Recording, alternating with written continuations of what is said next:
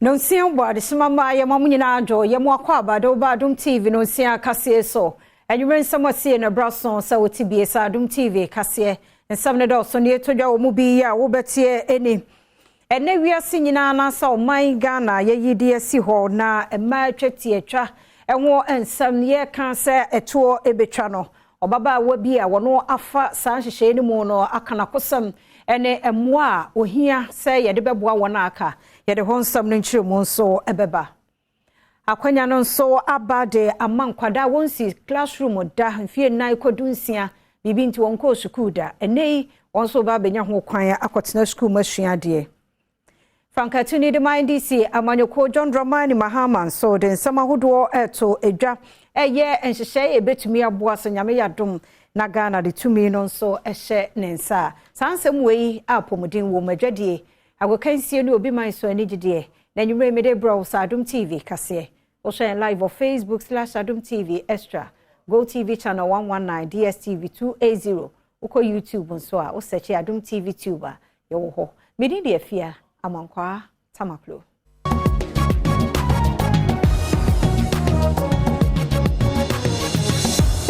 Medasepa na omre afia ne de kwan so tie se den nsem ni kyeremu etie ene ye wiase nyina da ya yi de asi ho bodawro ade afa ema twati atwa eho anase female genital mutilation eho na obaba wa bi a wono afamu ebi na kosem de atodwa ene se de wo ginam ede amane nuam nkaye na saa amamra ne amane ewe no ankatu obetwa Adom TV kase etoso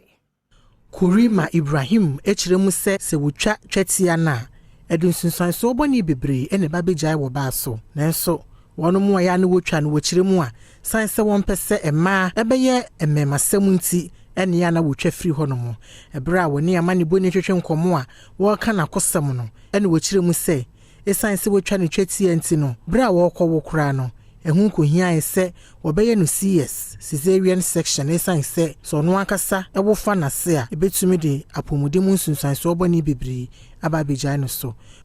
And when you come to the culture that they've been talking about, you and I know very well that this has nothing to do with culture,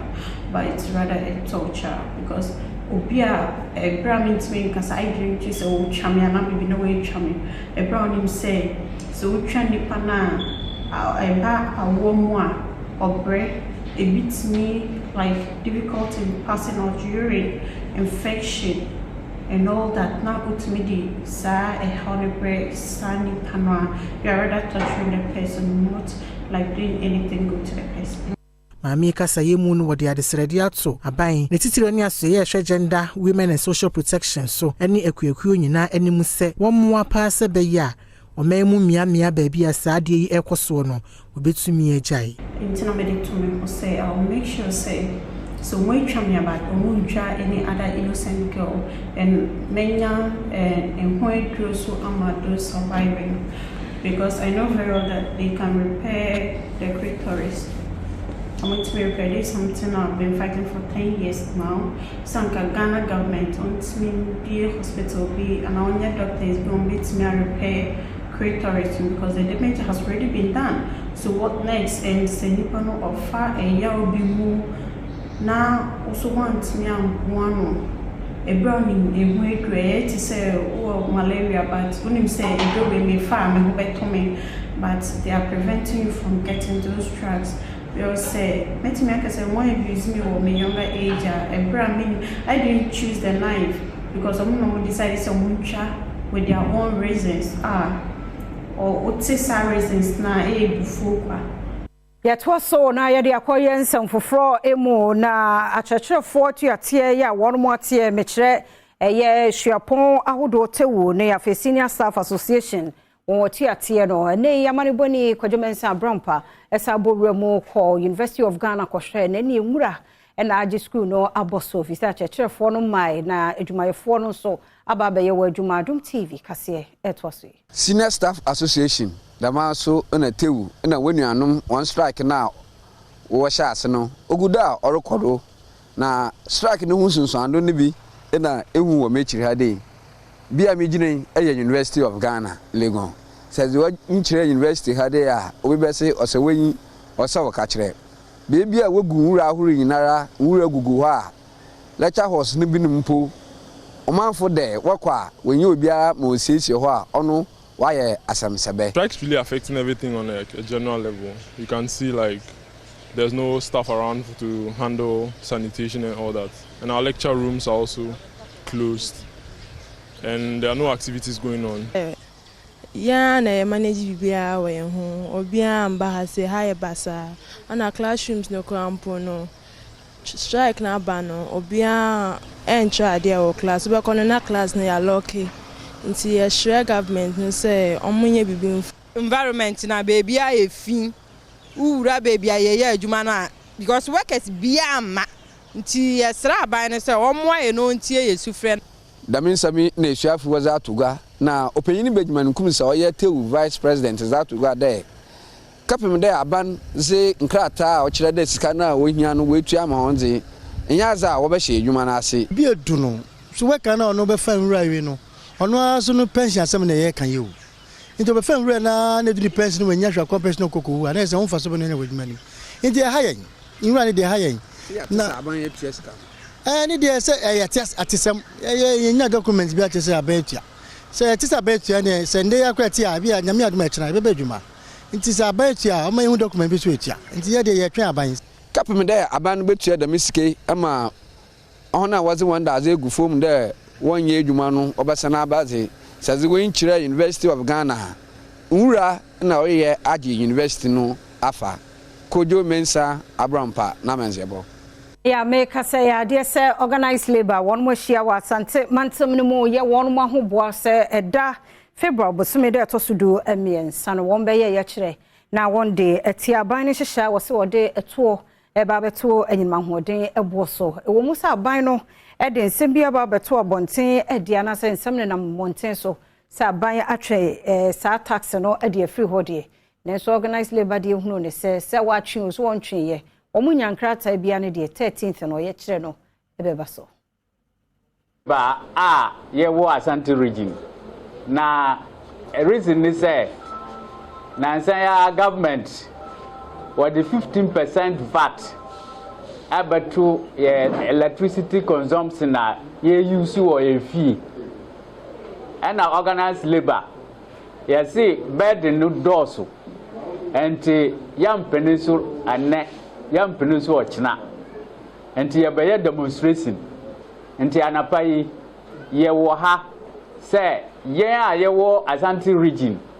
organized labor in Asante region ye prepared say demonstration no 13th of this month ebebaso ye be start demonstration no culture center na ye dey afa kegetia na ye dey afa ECG anim ho no mo ade akopie post office ade afa KMA na yakovie wo RCC se de baya obia bahu se start 15% VAT no yentua ni na yentua no ochina we gonna roll you atase ye no eben brekum wo bono mantam ne mu make say nipa be dio no de da bi odo onti beto no ayeden de ama won fi se adankranso eja tom ahene dwerebe Adom TV etwaso eje to adankranso mu ewo empatasie ye ben brekum no ejapade eni sikabotini a wontumi ntudini ena ehye ewo mu wonom a watifi honom bi amane boni ni wonom twetwe nkomo no ekire mu se wo hwa no hunu se bisie efridan ba kumu eba ya etretre ekọ adan afoforo mu eno enenam so a emeja no hyase ehye japade nyina asan so ahye sika aka ho ya berewa no ha se enti me wani mu hanom be frem se dandesh simba no mo yi ma me aberewa no asia na adanensia adanenso ne wo ha de jana shimuni ye manyina omo hwe bakura nka ni nyina hye na nyame adom ma me ne de wanhye ba yesika ye di adwuma ye ne ma ye bibia hye ti esra dom fo benye ye moa ebe ma ye bi na ntoma ko ebe fira ye nya bi kura amahene wa eye fiewura woni amane boni twetwe nkomo wono su kire mu se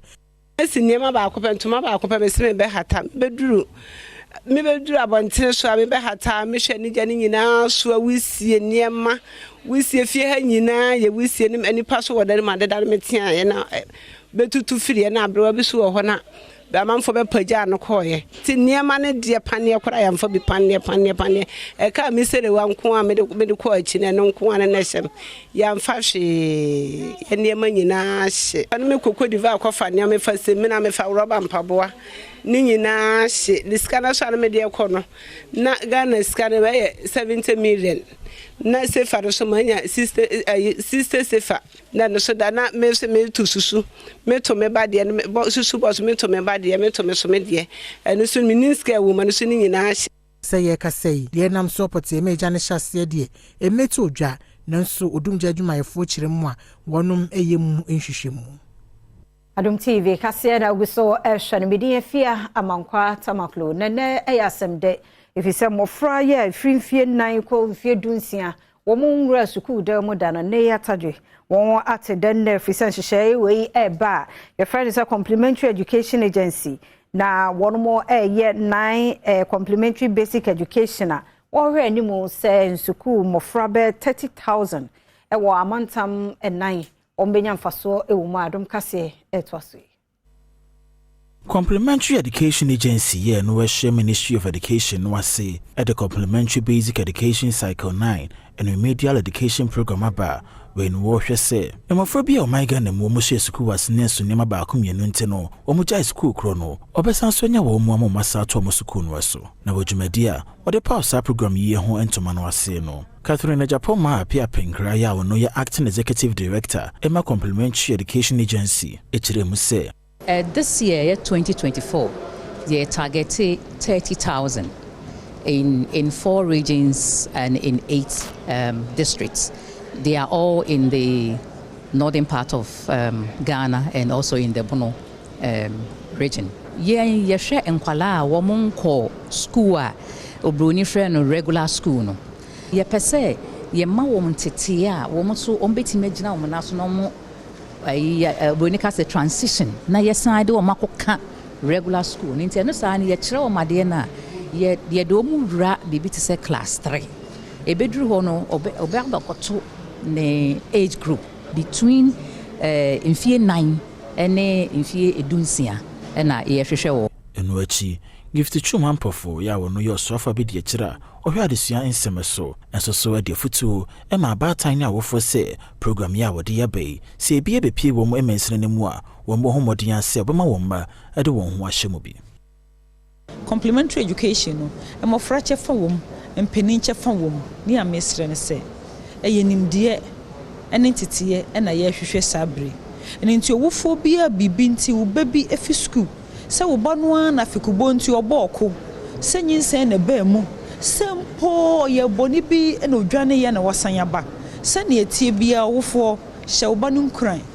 na yenso ye fi school mu ache na ekwan abeda ho se yensan kosua de no ye mmere ye ho ase Adom TV kase na ogiso ehwe na didi ma menye nkrato yimra ye ba de wachi doso ye beto so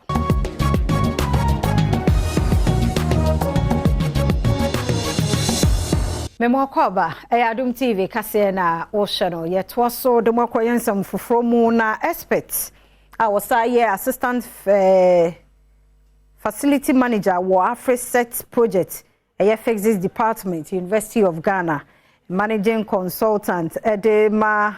Everything consult Emmanuel Apo ena what Ghana fo nyina woni mu eden se hamatan peno de yehunu kura yenkumanti yenyire ye ho pa na mfuturo na eba no so ano eden ti na wo se yehwe ho yi Adom TV kase ne di nkomo ena ode nsemi tuja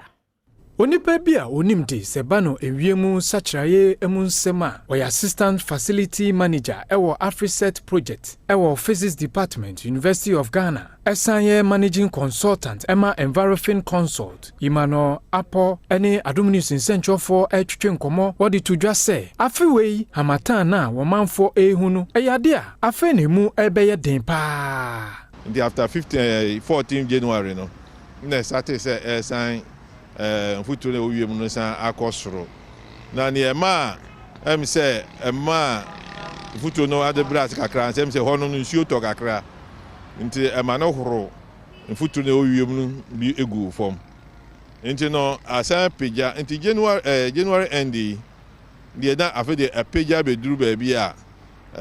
ano ohyepa. Odi futuo ema omanfo se wo mohwe se wo mo behye nose mask ibi. Empenifo ene nkwada wo mo behye ntade e be kata wo mo ehunam ho no manum so dodo. Na se severe ni betufo se omo asthma omo bowa omo allergy bibi o advance futu kakra bi ko no mu abeye no sangofo no bomodi an se ombe protect ombe tra if baby omo ma bontin bebre they should remain indoors more than outdoor outings and na omo a your friend say yen kura ye say ye ho den ni wo akokora wanyini na wo yakwara wo sa nyina sa nkrofo nyina so de omo ka ho nti no say wo pie so we pie a she nose mask we pie a she goggles and say spectacle na for protect you any because that's no so it say aniwa.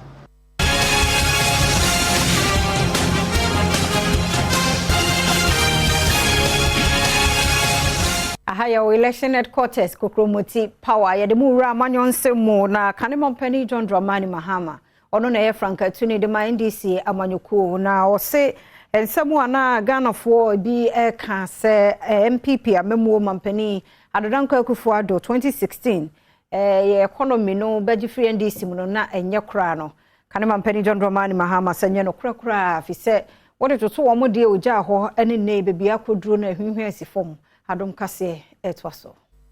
Sanchire mu yi Franka Tuni ma NDC amanyoko no John Dramani Mahama edemaye eye se NPP aban kase omo betena konwa so no man sikasem asai dada eye NDC amanyoko no ene yeye na kanema mpanyi John Dramani Mahama echire mu asesei oman ne ka ye die no edoso a echen NDC amemo penso ha mu chichemu aduonu mu nso a na ewo ho no. So that myth about you left us a mess. When you came into office, the Kufuor Eurobond was left with 270 million to pay. Where did you get that money to pay? Mahama left it in the sinking fund because I knew that debt was coming up. That was visionary. I knew that if a new government came, it was going to be difficult to find 270 million at once to pay off the Kufuor Eurobond. This thing they keep saying, Mahama left a mess, we came and repaired your mess. Before I left office, the IMF said that Ghana's economy was going to grow by 8%. And it grew by 8% and more in 2017. And in 2018,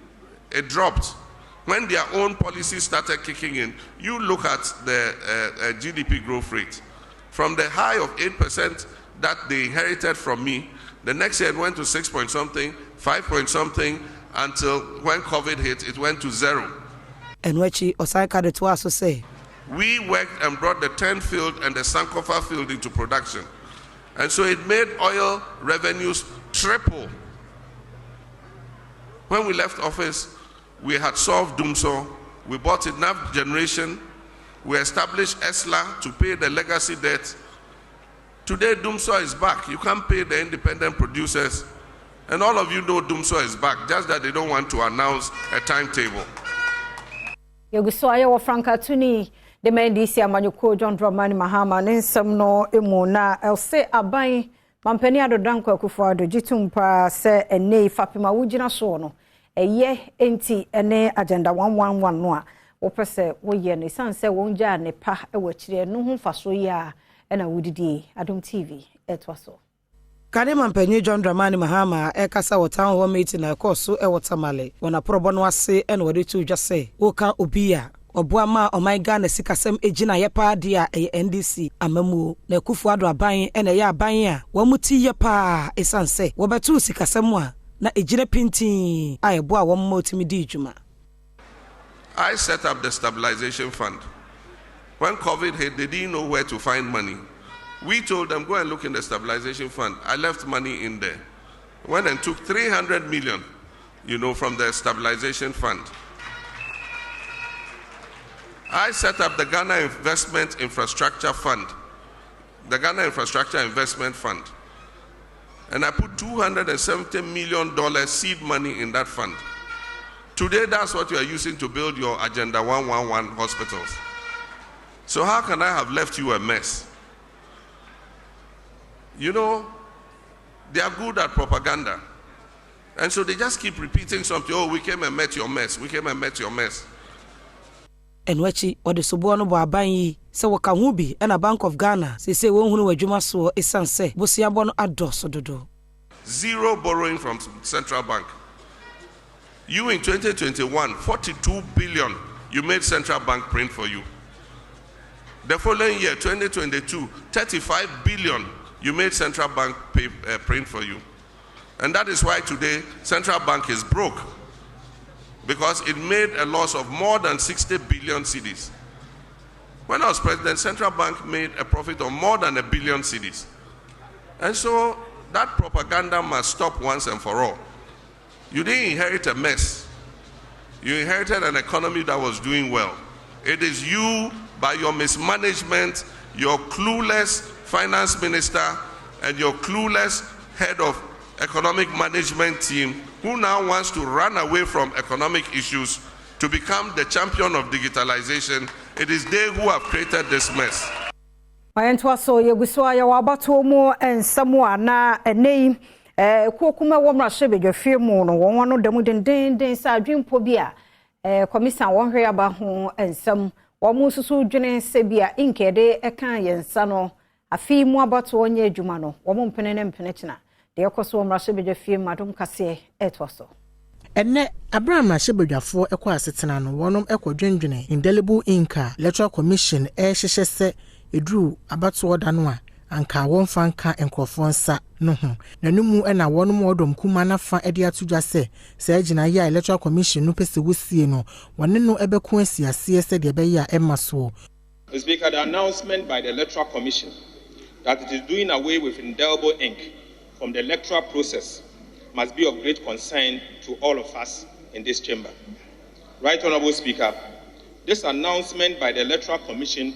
constitutes an attack on the integrity of Ghana's electoral process and poses a great danger to our democracy. This Electoral Commission enjoys taking unwholesome decisions, being disruptive, fancies courting public disaffection, and enjoys being roundly condemned by right-thinking Ghanaians. The use of indelible ink in our electoral process does no harm to the conduct of free and fair elections in the Republic of Ghana. In fact, indelible inks add another layer to the integrity of the elections by ensuring that voters are visibly, transparently, and physically verified in addition to the biometric verification system. Na sansemi ya hono dom kese no sofo aso emma panyini a woda dom kese na fa osechi mensa bunsu enso ade ato Electoral Commission animu se agina ya wo pese wosie ne de ebe ya wonwene hu biom kura sanse enya ade ebeboa. I agree with my colleague that they may have to revisit the matter, in particular because the database of the Electoral Commission, as far as some of us do know, don't talk to one another. The database for the regions talk to themselves. So you cannot vote in, let's say, Swami, and then run to Offensive North to vote. You'll be caught because there is synchronized. But they don't go beyond the regions. So it is possible for one person to vote in Accra and dash to Bole to cast his or her vote. Entwaso na ora Adam Kofi Potosu NDC parliamentary candidate ema ho central baton pesuano eso na ene wode nsamo tudwa kire mu se enwumasua ne apomoden pa eye ade esinani so se na de hye obehwe so wonsa ebeka se tumi no ebedi no nsam se womrahye bedwane a oni adom kase edi nkomoyi. Nipa wakwa akopre NDC emrahye bedwane ewo ho central eye Adam Kofi Potosu okiremu a enwumasua ne apomode mapa ena esire ni so pese wo ye edebo omanfo okiremu se so omanfo to abama no na obedi emrahye bedwane ewo ho central saa nneɛma yi ɔbɛma na yɛ na de hia na wayɛ de aboɔ manfoɔ de saa nsɛm etu dwo wabra abura bi asɛe okoko siesie ma manfoɔ a ɔwɔ Fulani kɔpɛ education side nso me am a teacher nti teacher for me for mundi agro free 2025 for kono eni be see na modern ba mebo na me de ahye omu kuntan na omu so adwuma enkora ni age no me ni nyina kase quality education a teacher no na quality education nti eno ni me bota ba kwa mesaye o me important ha no ma teacher for madini o ma adwuma denden ma nkora na akwa animu se nyame boana bi do no 2025 na nipa na wana na SDG goes na first is no sanitation, good drinking water account. It's very say I no be be ball abon no solar panel se ne be ya umbenya nsuo among support them no benya nsuo panum na mo haye de no ri adwuma Adom TV kase na ohwe no odaroma mejenkrato yaba yebeba na yatwaso Yamokwaba Adom TV kase na ohwe no de du so no ye hwese de apomudin mu nsem no etie Enyumakuo ya wo mokra enuro bo memu ene won tu enuro eton enkabomukuo ena fe Ghana Chamber of Pharmacy ene ne one day to Ministry of Health enim ye di adwempo a wanya se wode so eto enuro ayekra ebe memu nka wo monsensen kakra ye EI 2023 no wo montwensensen kakra emunchiremu Adom TV edeba Ghana National Chamber of Pharmacy and the Pharmaceutical Importers and Wholesalers Association of Ghana to us a show may apomodin so enim say ebeyanka EI 2023 ewo mrahye bedwafia wo hwe se enuro oha ene aduana miyenu obebra ne ba ewo mai mu a woma obi an kwakra emma emeton no wontwe nsensan enro 142 no edos dodo eno krampo no original lister the common minister was just 116 and in Kana account if him fa na ye pa kire say yeti ase a enye yi ye nti ase because timemufo na bebre ye nti ase because say o ma me e we kura na pedro bi na say edro no ye nkra mba nti nipa ba ko ana meru pe na ye na say edro na short a obeyeden obewu Okade to aso say ye yempo na wo mu a eye dro wa my Ghana mu no obetimi aye enuro yi dodo a ebeso omanfo a anka woni ha obi ya ebehye wo mu se won kokra emfirama no ne emro mayi mu